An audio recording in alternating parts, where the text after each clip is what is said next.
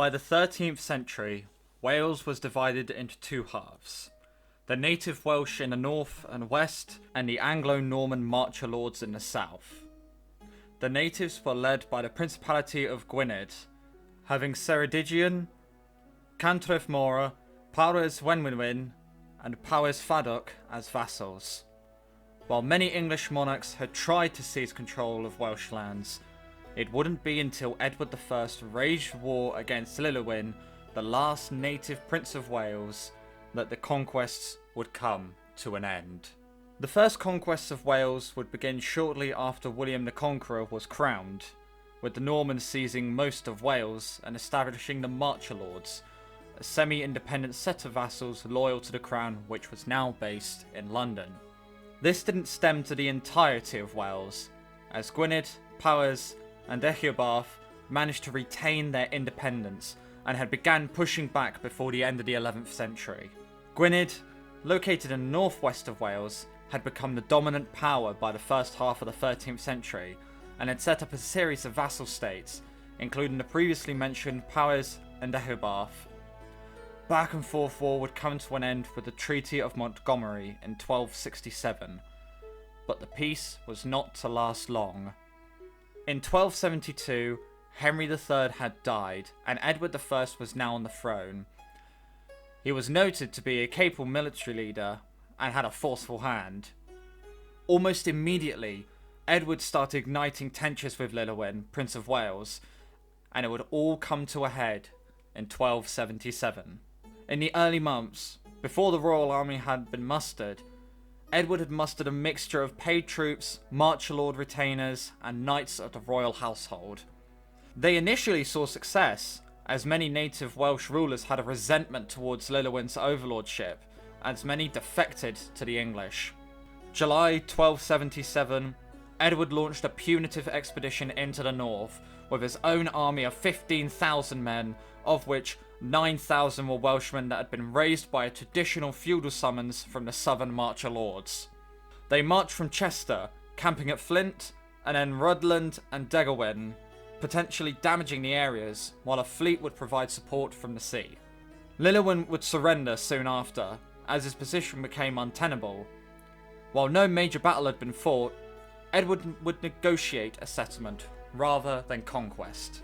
The Treaty of Aberconwyn in November 1277, Llywelyn was only left with western lands of Gwynedd, but retained the title of Prince of Wales. The east was split between Edward and Llywelyn's brother, Dafydd, who had defected to England in 1274. Middle Wales had become a mixture of English land and vassals loyal to London. Edward had done what no previous English king had, gained control of Wales. Dafydd, discontent with what Edward had given him in 1277, would launch a rebellion in 1282, in coordination with Welsh leaders in Deheubarth and Northern Powys.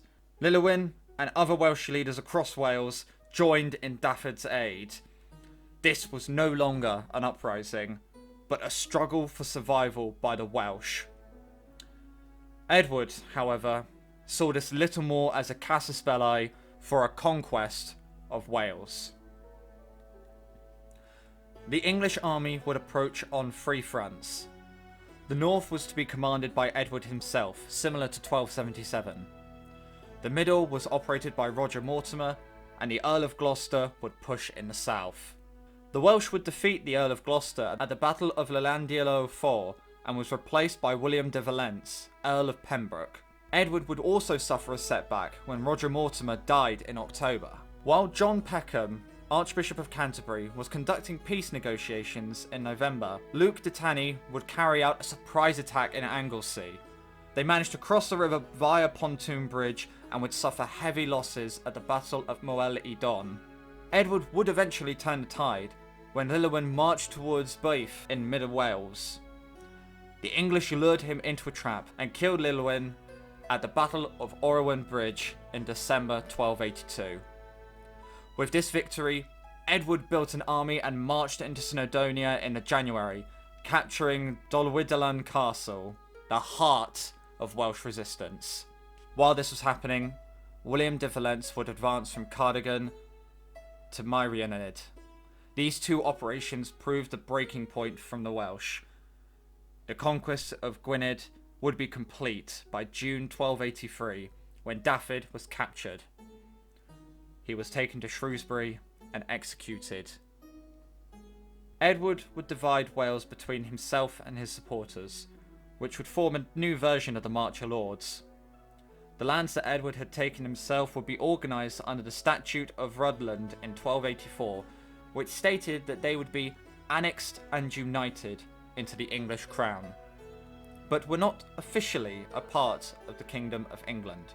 Edward's son, the future Edward II, would be crowned the title of Prince of Wales, which began the long tradition of the heir to the throne being titled as such. Edward would embark on a colonisation effort of Wales, creating new towns and expelling Welsh peasants. While many Welsh laws were upheld, it could easily be surpassed by that of the English noble official or the English law. Many rebellions would happen and fail until 1535, when Wales would officially become incorporated into the Kingdom of England. There were no real consequences for Edward, apart from the financial burden of new castles across Wales, estimated to have cost £173,000 to achieve, when Edward's revenue annually was only £40,000. In modern calculations, Edward spent £164 million on building castles, while his annual revenue was only £42,100,000.